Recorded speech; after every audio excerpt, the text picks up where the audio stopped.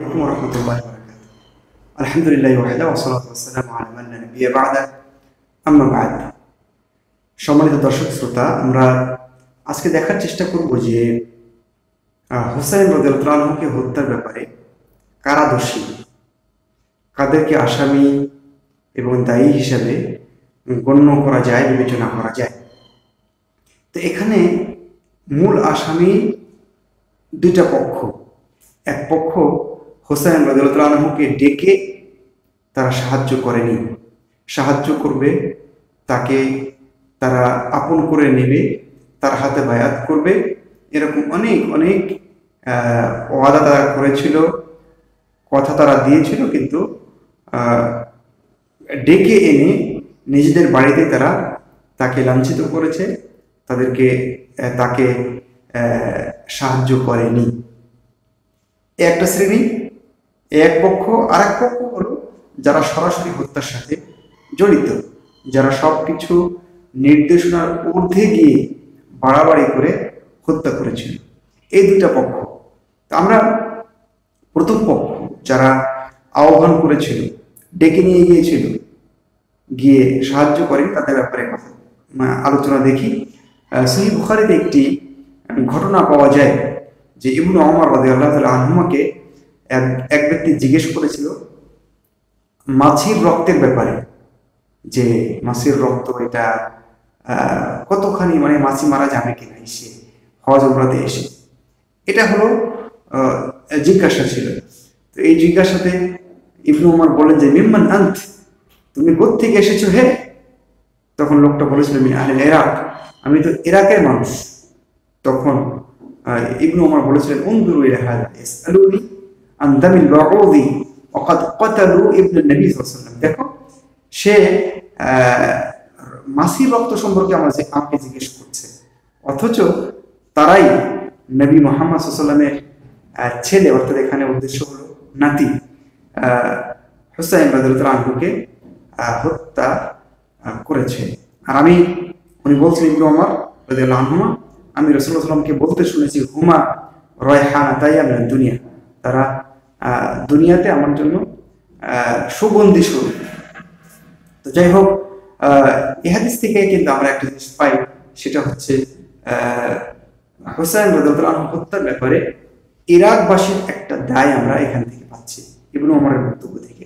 শাইখুল ইসলাম ইবনু তাইমিয়া রাহিমাহুল্লাহ উনি বলছেন, যারা ইসলামের স্কলার রয়েছেন, আলেম ওলামা রয়েছেন, লেখক রয়েছেন, তারা সনদ সহকারে, গ্রহণযোগ্য সনদ সহকারে বক্তব্য দিয়েছেন, উল্লেখ করেছেন যে যখন ইরাকবাসীরা হুসাইনকে রাদিয়াল্লাহু আনহু হেজাজে থাকা অবস্থায় চিঠি দিয়েছিল, বলেছিল আসো আসো আসো, আপনি আসেন, বায়াত করব, এখানকার পরিবেশ ভালো, অনেক কিছু বলে বলে তারা তাকে সেখানে নিয়ে যাওয়ার ব্যবস্থা করেছিল। এবং তিনি বলছেন যে মোটামুটি এক সিন্দুক ভর্তি, এক বক্স ভর্তি চিঠি তারা পাঠিয়েছিল। মানে একটা একটা করে চিঠি পাঠাতে পাঠাতে এত বেশি চিঠি পাঠিয়েছিল যে অনেকগুলো চিঠি হয়ে গিয়েছিল। তাহলে এখান থেকে আমরা মোটামুটি একটু আঁচ করতে পারি বা বুঝতে পারি যে তারা ইরাকবাসী তাকে ডেকে নিয়ে গিয়েছিল।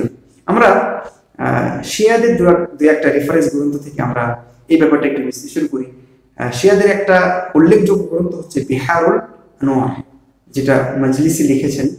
তো এই গ্রন্থে হুসাইন রাদিয়াল্লাহু আনহু বলছেন, আমাদের কাছে খুব বিভৎস খবর এসেছে, কদ আতানা খাবারুন ফাদিয়া, খুব বিভৎস খবর এসেছে, মারাত্মক খবর এসেছে। কারণ মুসলিম ইবনে আকিল, হানি ইবনে উরওয়া, আব্দুল্লাহ ইবনে ইয়াকতুব, তারা সব নিহত হয়েছে, এটা অনেক মারাত্মক দুঃসংবাদ। তারপর উনি বলছেন ওয়াকাদ খাযালানা শিয়াতুনা, আমাদের শিয়ারাই আমাদেরকে হত্যা করেছে। এই ঘটনাটা মুনতাহুল আমালেও আছে, তারপরে নাফসুল মাহমুম এই গ্রন্থেও আছে। যাই হোক, হুসাইন রাদিয়াল্লাহু আনহু আরেকটা বর্ণনায় পাওয়া যায়, তিনি বলেছিলেন, সেটা মুনতাহাল আমাল এই কিতাবে আছে, তিনি বলেছেন আল্লাহুম্মা ইহকুম বাইনানা ওয়া বাইনা কওমিন দাআউনা লিয়ানসুরুনা ফাকাতালুনা, হে আল্লাহ তুমি ফয়সালা করে দাও আমাদের মধ্যে এবং ওই কওমের মধ্যে যারা আমাদেরকে ডেকেছে সাহায্য করবে বলে, কিন্তু সাহায্য না করে আমাদেরকে হত্যা করেছে। একজন শিয়া লেখক কাযিম আল-আহসাই আন-নাজাফি তিনি বলছেন, ইন্নাল জাইশ আল্লাযী খারাজা লিহারবি আল-ইমাম হুসাইন আলাইহিস সালাম 300,000 যারা ইমাম হুসাইনকে ওনার ভাষায় হত্যা করতে বা তার বিরুদ্ধে লড়াই করতে বের হয়েছিল, তারা ছিল 3 লাখ মতো। কুল্লুহুম মিন আহলিল কুফা, তারা সবাই কুফার মানুষ ছিল।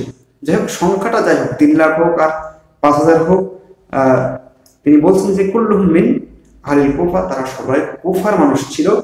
লাইসা ফীহিম শামি ওয়ালা হিজাজি ওয়ালা হিন্দি ওয়ালা পাকিস্তানি ওয়ালা সুদানি ওয়ালা মিসরি ওয়ালা ইফরিকি, তাদের কেউ সিরিয়ার না, কেউ হেজাজের না, কেউ ইন্ডিয়ার না, কেউ পাকিস্তানের না, কেউ সুদানের না, কেউ মিশরের না, আফ্রিকারও না, সবাই কুফার। বাল কুল্লুহুম মিন আহলিল কুফা, বরং তারা সবাই কুফার মানুষ।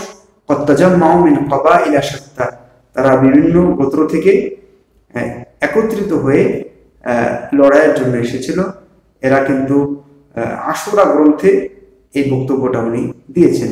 আর একজন শিয়া লেখক হুসাইন ইবনে আহমদ আন-নাজাফি তিনি বলছেন, আহলে কুফা, যারা কুফাবাসী যারা ছিল, তাদের একটা বড় দোষ হলো, চরম যেটা লাঞ্ছনার দিক হলো, তারা হাসানকে রাদিয়াল্লাহু আনহু তাকে আঘাত করেছিল এবং তার ভাইকে ডেকে এনে তাকে হত্যা করেছিল। কতলুল হুসাইন বাদা আন ইস্তাদাহু, তাকে ডেকে এনে তারা হত্যা করেছিল। সেই কারণে আমরা দেখেছি যাইনুল আবেদিন রাদিয়াল্লাহু তাআলা আনহু যখন তিনি কুফাবাসীকে দেখেছিলেন যে তারা শোক পালন করছে, কান্নাকাটি করছে হুসাইন রাদিয়াল্লাহু আনহুকে শহীদ হওয়ার ব্যাপারটাকে কেন্দ্র করে, তখন তিনি বলেছিলেন, তানুহুম ওয়া তাবকুন মিন আজলিনা ফামানিল্লাযী খাযালানা, তোমরা আমাদের জন্য কাঁদছো, বিলাপ করছো, শোক পালন করছো, তাহলে আমাদেরকে হত্যা করলো কে? আল মালহুফ কিতাবে এই কথা আছে, নাফসুল মাহমুম এই কথা, এই গ্রন্থেও এই বক্তব্যটা আছে। মাকতুল হুসাইন মুর্তদা লিখেছেন, সেখানে এই কথা আছে। তাদাল্লুম জাহরা, সেখানেও এই কথা রয়েছে। তাহলে আমরা এক পক্ষ পেলাম যে তারা হলো কুফাবাসী, হত্যার জন্য দায়ী, কারণ তারা ডেকে ডেকে ফুসলিয়ে ফুসলিয়ে নিয়ে গেছে, কিন্তু পরে সাহায্য করেনি। এরপরে আর এক পক্ষ যারা এই হত্যার সাথে সরাসরি জড়িত, তারা হলো এক কথায় উবাইদুল্লাহ ইবনে জিয়াদ এবং তার আরো যে সমস্ত সেনাপতি এবং সৈন্যবাহিনী ছিল তারা। উবাইদুল্লাহ ইবনে জিয়াদের নাম সর্বপ্রথম চলে আসে, এরপরে আর একজনের নাম আসে ওমর ইবনে সাদ ইবনে আবি ওয়াক্কাস, আর একজনের নাম আসে শাম্মার ইবনে জিল জাওশান। এইভাবে আরো যারা ছিল তারা সরাসরি এই হত্যার জন্য দায়ী। কারণ হুসাইন রাদিয়াল্লাহু আনহু যে অপশন দিয়েছিলেন, এবং আমরা কিছু বর্ণনায় পাই ইয়াজিদ তার যে নির্দেশনা ছিল, সেই নির্দেশনার ঊর্ধ্বে গিয়ে উবাইদুল্লাহ ইবনে জিয়াদ বিশেষ করে শাম্মারের প্ররোচনায় কিন্তু এই সিদ্ধান্ত নিয়েছিল, যে সিদ্ধান্তটা সম্পূর্ণ অন্যায় ছিল, সীমা লঙ্ঘন ছিল, জুলুম ছিল, মারাত্মক অপরাধ ছিল। তাহলে এই আর একটা পক্ষ গেল। কিন্তু এখন একটা প্রশ্ন আসতে পারে, তাহলে ইয়াজিদ কি, ইয়াজিদের ভূমিকা কি ছিল? সে কি দোষী নয়? এটা একটা প্রশ্ন আসতে পারে, আমরা ইনশাল্লাহ সেটা আর একটা ভিডিওতে দেখব। তো যাই হোক, আমরা আপাতত দুইটা পক্ষ পেলাম যারা হুসাইন রাদিয়াল্লাহু আনহুকে নির্মমভাবে হত্যা করেছিল। মহান রব্বুল আলামিন তাকে শাহাদাতের মর্যাদা দান করুন এবং জান্নাতুল ফিরদাউস নসিব করুন। আমরা তার জন্য সেই দোয়া করি, এবং তিনি জান্নাতে, যেহেতু আল্লাহ রাসূল বলে দিয়েছেন জান্নাতের যুবকদের সর্দার, জান্নাতে যাবেন, কোনো সন্দেহ নেই ইনশাআল্লাহ। যাই হোক, মহান রব্বুল আলামিন আমাদের এই ব্যাপারটাকে ভালোভাবে বোঝার এবং নিরপেক্ষভাবে চিন্তা করার, ইতিহাস পর্যবেক্ষণ করার তৌফিক দান করুন। দেখুন, আমাদের ইতিহাসটা কিন্তু ভালোভাবে বুঝতে হবে, পর্যবেক্ষণ করতে হবে, নিরপেক্ষ দৃষ্টিতে পড়তে হবে, তাহলে বিষয়গুলো স্পষ্ট হবে। ভিতরে একটা জিনিস জমিয়ে রেখে তারপর যদি পড়তে যাই, তাহলে যেটা পড়বো ওটাকেও ওই জমার সাথে আমি কিন্তু করে নিব। এটা মানুষের স্বাভাবিক গতি। তো যাই হোক, আমরা বিষয়টা সব বিষয়গুলোকে আমরা এইভাবে নেওয়ার চেষ্টা করবো, নিরপেক্ষ দৃষ্টিতে গবেষণা করার, বোঝার, পড়াশোনা করার চেষ্টা করবো। মহানবুল আলামিন আমাদেরকে তৌফিক দান করুন, আমিন। হাদা আল্লাহু তাআলা আ'লামু ওয়া আহকাম। ওয়া সাল্লাল্লাহু ওয়া সাল্লাম আলা নবিয়িনা মুহাম্মদ ওয়া আলা আলিহি ওয়া সাহবিহি আজমাইন। আসসালামু আলাইকুম।